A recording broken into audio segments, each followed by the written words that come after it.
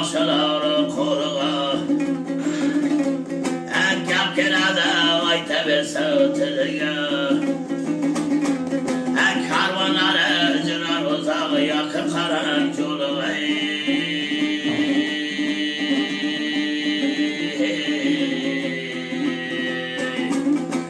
Bağışlar festivali tıpaylı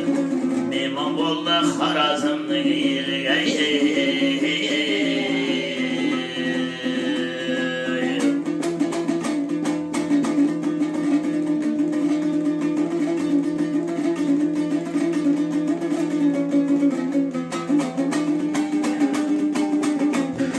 Bağışlarla termadastan koyuldu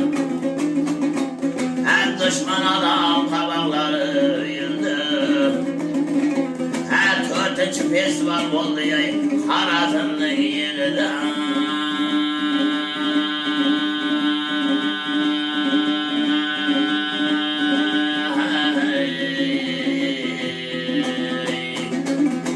Her taraftan bakışlar Her taraftan yakşılar Bu festivalga bakışlar cayıldı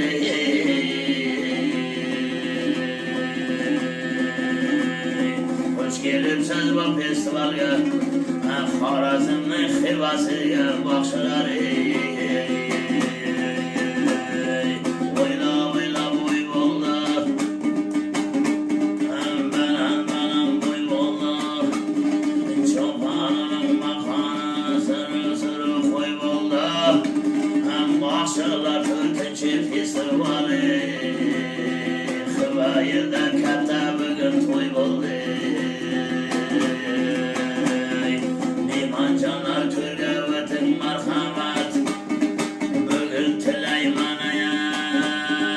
Festivala karnaşken bağışlarla bugün ağamat Bağışlarla yol açkan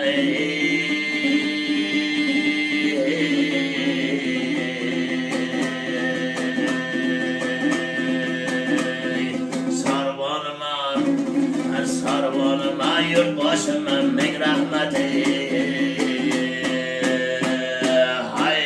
Ör rahmet. Oral baş.